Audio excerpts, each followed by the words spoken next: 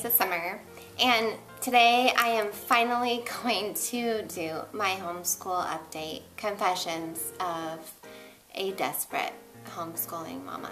Here's why I've kind of been putting this off. I realize we're getting towards the end of September, but I actually didn't have all of my curriculum chosen until like last week. So I didn't want to come incomplete, even though I started homeschooling incomplete. First of all, let me just tell you that this year, the first week or two, it has been so hard. I actually had, you know how I was telling you guys that a homeschooling mentor is a must-have. I have this amazing mentor, her name is Carrie, and she actually came over and was like a homeschool whisperer one day, and she just hung out on my couch and kind of watched how I did things and gave me some incredible insight and wisdom and tips and techniques, and I thought she'd come over and say it was all Taylor's fault. Surprisingly, some of it was me, and some of it was my expectations. So it was good though. I needed to hear it. I was open to hearing it.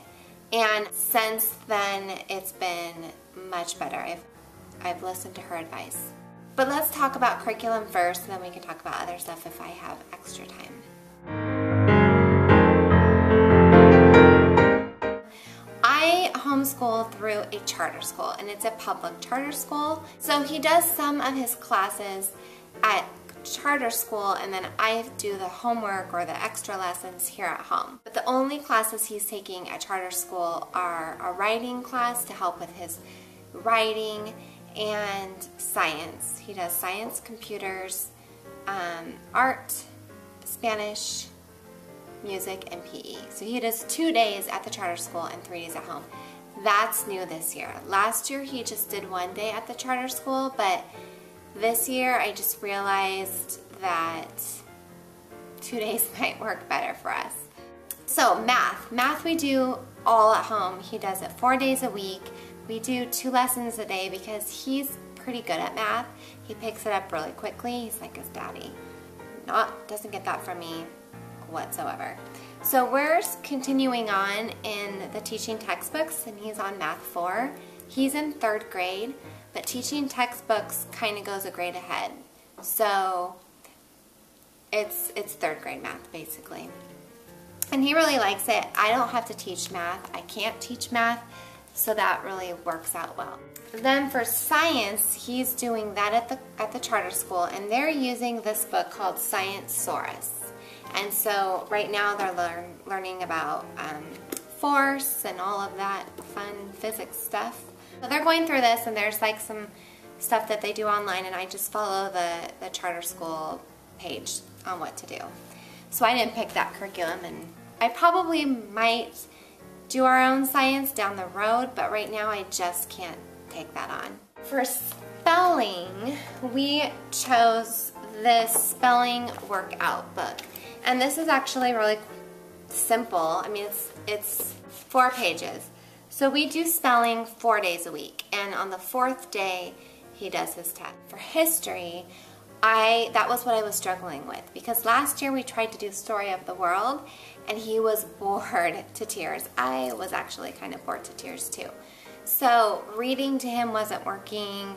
Having him listen to the CDs wasn't really working. So this year I wanted to find a way to make history fun for both of us. So I have this great Facebook group for homeschooling mamas. It's a support group, and one of the moms on there told me about the Vitacost online history.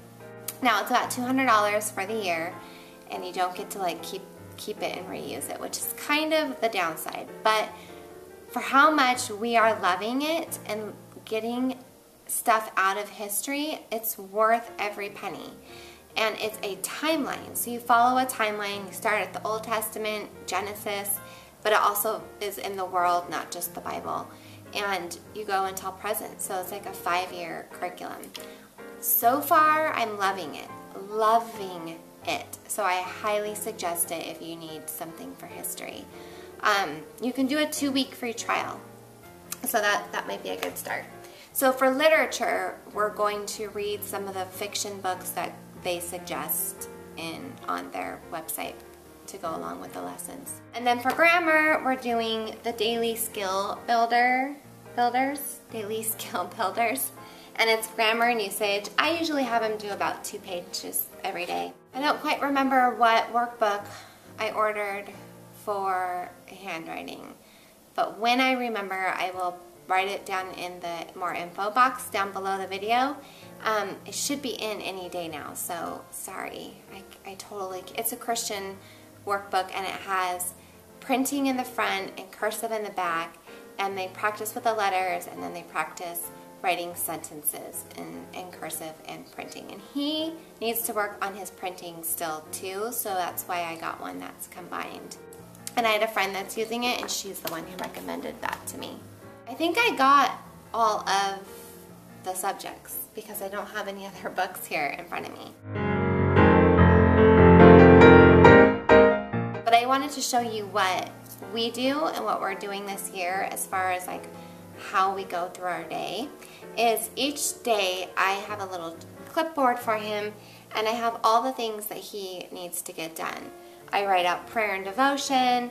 We do math is the very first subject he does. Then we do Lexia. He does spelling and then grammar, and then he gets a break. And then he does history, whatever homework we have from the charter school, and then we do 20 minutes of reading, quiet reading time.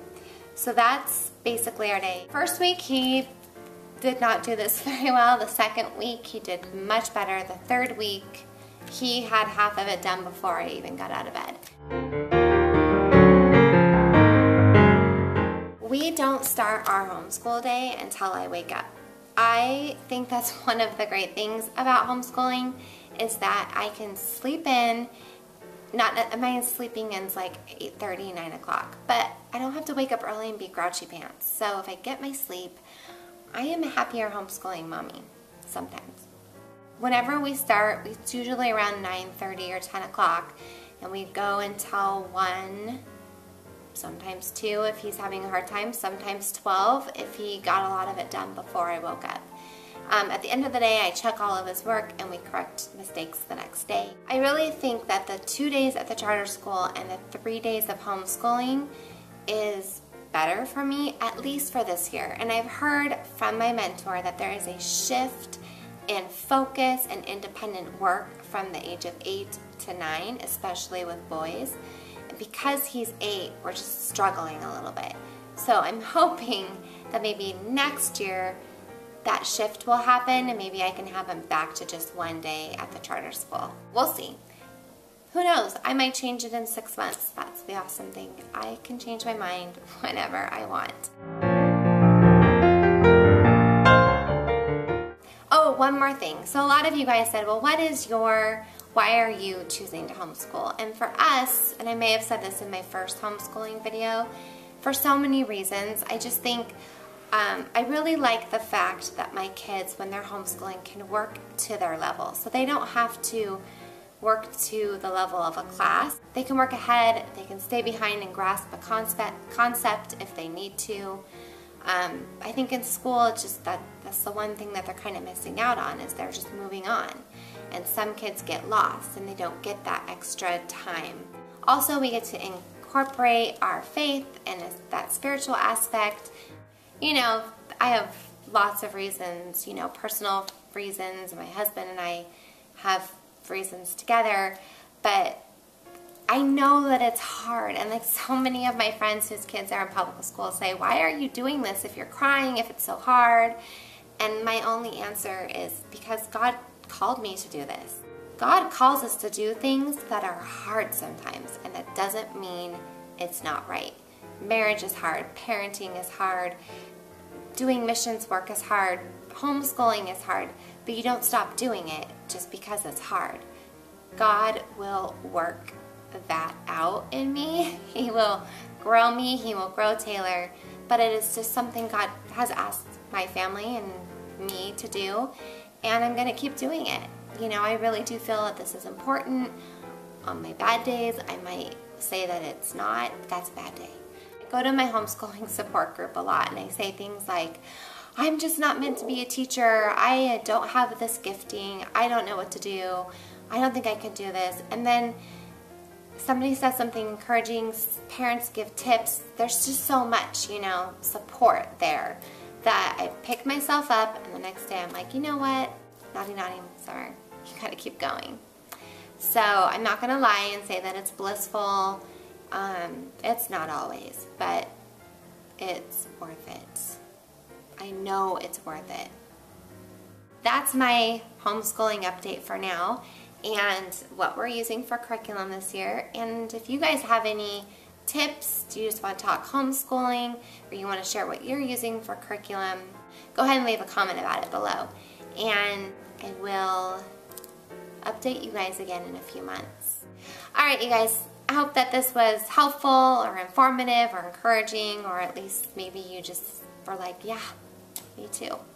I hope there was purpose in this video for you. That's what I'm trying to say.